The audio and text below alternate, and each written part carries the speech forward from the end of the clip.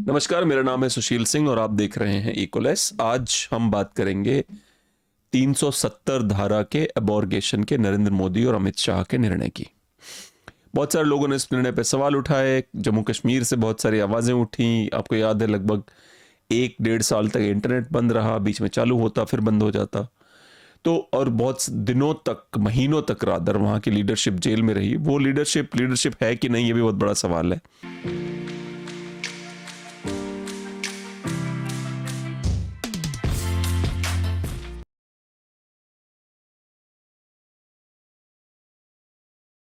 JNK के जो leaders हैं, फारूक अब्दुल्ला, महबूबा मुफ्ती, उनका बेटा उमर अब्दुल्ला, ये भी जो लीडरशिप है वहाँ की, क्या ये जेन्युइनली जम्मू कश्मीर की लीडरशिप है? ये बहुत बड़ा सवाल है अभी भी, क्योंकि जम्मू कश्मीर के लोग जो आज़ादी चाहते हैं वो भी इनको शक की नज़र देखते हैं। जो आज़ादी नहीं चाहते हैं वो भी इनको इसलिए नहीं पसंद करते क्योंकि ये लोग करप्ट हैं, ऐसा उन लोगों का मानना है। तो उस पर क्या हुआ कि 5 अगस्त 2019 को अमित शाह जी लेके आए एक शानदार कानून, बिल पास किया उन्होंने भारत के संसद में। अमित शाह जी ने वन स्ट्रोक से सब उड़ा दिया, 35 से 370 सब हटा दिया। अब क्या हुआ, 35 से 370 हटा दिया तो जम्मू कश्मीर में लगभग उन्होंने 3 यूटीज बना दी, यूनियन टेरिटरीज। जैसा कि सारी कहानी आप लोगों को पता है, लेकिन क्या आप लोगों को ये पता है कि जम्मू कश्मीर में भारतीय हिंदू धर्म के जो शेड्यूल कास्ट के लोग जो वहां बसे हुए थे उनको कभी आरक्षण नहीं मिलता था, कभी नहीं मिलता था। उनको केवल एक वाल्मीकि समुदाय के लोगों को यहां से जानबूझ के ले जाया गया था। उनको केवल एक काम देते थे, लेट्रीन साफ करने का, बाथरूम की गंदगी साफ करने का। नौकरी भी वही अप्लाई कर सकते थे, केवल और केवल उसी में। तो अगर मान लेते वाल्मीकि समुदाय कोई लड़का है जो जम्मू कश्मीर में रहता है, उसको अगर आईएएस बनना है तो वो नहीं बन सकता, स्पेशली कश्मीर में।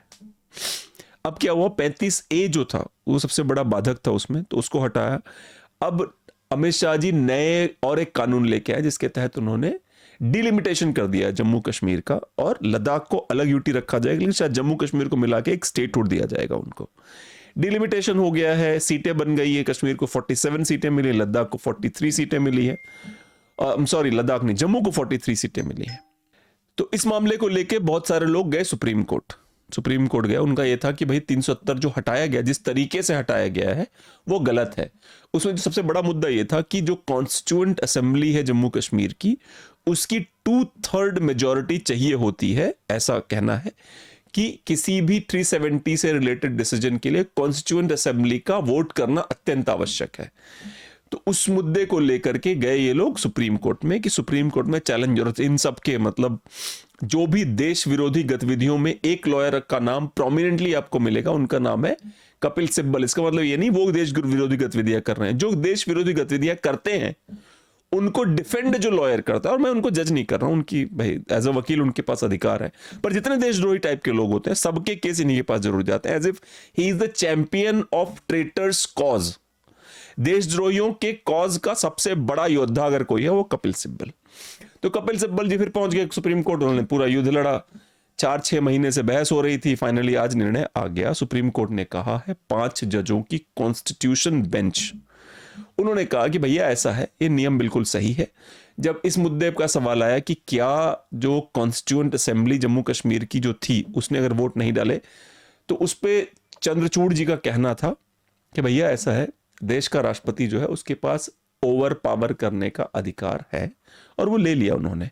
तो 5 अगस्त 2019 के निर्णय को इन लोगों ने, सुप्रीम कोर्ट ने बिल्कुल सही ठहराया है। 5 जजों की बेंच थी, उस पे स्पेशल स्टेटस को उन्होंने डिस्कस किया है। चंद्रचूड़ जी ने यूनानिमसली बोला, मतलब 5 जज इस मुद्दे बिल्कुल अग्री होते थे कि 370 को हटाने का, एबॉर्गेशन का जो निर्णय था बिल्कुल सही था और संविधान सम्मत था। सही होना अलग होता है, संविधान द्वारा अप्रूव्ड होना, क्योंकि संविधान ही डिस्कस हुआ है 5 जजों के सामने। इन्होंने कहा कि एसिमेट्रिक फेडरलिज्म में ये 370 को हटाया जाना, क्योंकि बहुत ही टेम्पररी प्रोविजन था, आराम से हटाया जा सकता था, लेकिन और भी कुछ टेम्पररी प्रोविजंस हैं, जैसे नागालैंड है, ऐसे टेम्पररी प्रोविजंस और भी हैं। अब देखते हैं उनका क्या होता है। कोर्ट ने इलेक्शन कमीशन को डायरेक्शन भी दे दी है कि भैया 30 सितंबर से पहले इलेक्शन करवाओ, और कोर्ट ने सेंटर से बोला है, कोर्ट ने सेंटर को भी बोला है कि भैया ऐसा है कि जम्मू कश्मीर का स्टेटहुड उनको लौटाया जाए। उन्होंने ये भी कहा कि अगर आप लद्दाख को यूटी रखना चाहते हैं तो आप रख लें, पर जम्मू कश्मीर को स्टेट बनाइए। चंद्रचूड़ ने कॉन्स्टिट्यूएंट असेंबली के लिए उन्होंने कहा है कि वो 370 टेम्पररी प्रोविजन है, इसलिए राष्ट्रपति ओवर पावर कर सकते, मैंने पहले बताया था आपको। उसके अलावा चंद्रचूड़ ने बहुत ही माननीय उच्चतम न्यायालय के चीफ जस्टिस चंद्रचूड़ जी ने बहुत ही क्लियरली बोला कि मोदी और शाह अर्थात भारत सरकार, अजीब नहीं है, खाली मोदी शाह पूरी सरकार आ जाती है, आपको भी अजीब लगना चाहिए, पर उन्होंने यही कहा कि जो निर्णय है इस सरकार का वो बिल्कुल सही है और इसके ऊपर हम सवाल नहीं कर सकते। और जब ये डिस्कशन शुरू हुआ तब से मैं इसको कभी कभी फॉलो कर रहा था कि क्या निर्णय हो रहे हैं, क्या बहस हो रही है, और मुझे बार बार ये फीलिंग आती थी कि आई डोंट थिंक कि एक भी जज कपिल सिब्बल को सीरियसली ले रहा है। कपिल सिब्बल ने बहस करते हुए, अगर आपको याद हो तो जो सॉलिसिटर जनरल ऑफ इंडिया हैं वो भी थे उसमें, कपिल सिब्बल ने कई बार चीफ जस्टिस का अपमान करने वाली भाषा भी बोली, पर फिर भी उनको, चूंकि वृद्ध हो गए हैं इसलिए शायद उनको माफ कर दिया गया और केस को आगे बढ़ाया गया। आज देश के लिए एक अच्छा दिन है, चूंकि 370 हटा के नरेंद्र मोदी और अमित शाह ने बहुत अच्छा काम किया था। आज सुप्रीम कोर्ट की मुहर लग गई है, अब जिसको जो बोलना है बोले। अब केवल ये सोचना है भारतवासियों को कि जो पाक ऑक्यूपाइड कश्मीर है उसको भारत में कैसे लाया जाए, क्योंकि वही एक ऐसी चीज बची है जो पेंडिंग है। उसके लिए उन्होंने 24 सीट तो दे दी है, पर वो आएगा कैसे वो बहुत बड़ा सवाल है। वैसे मेरा ये सिंपल सा मानना है, अगर भारत सरकार जेन्युइनली चाहे, क्योंकि जितने भी युद्ध हो रहे हैं, यूक्रेन रशिया युद्ध है या फिर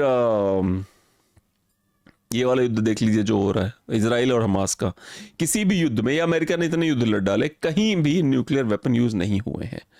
तो अगर JNK पाकिस्तान ऑक्यूपाइड जो कश्मीर, अगर उस पर भारत कब्जा करने की कोशिश करे तो बड़ा सवाल ये है तो क्या न्यूक्लियर वेपन यूज होंगे, क्योंकि दोनों के पास न्यूक्लियर पावर्स हैं। सवाल और जवाब उसका है ना, क्योंकि भारत यूज करेगा नहीं। और जैसा अभी मोहम्मद बिन सलमान ने कुछ दिनों पहले कहा था, जो पहले न्यूक्लियर वेपन यूज करेगा पूरा विश्व उसका दुश्मन बन जाएगा, क्योंकि एक न्यूक्लियर वेपन से 1 से 1.5 लाख लोग मारे जा सकते हैं। तो जो भी व्यक्ति विश्व के 1.5 लाख लोगों को मारेगा उसके खिलाफ पूरी दुनिया लामबंद हो जाएगी।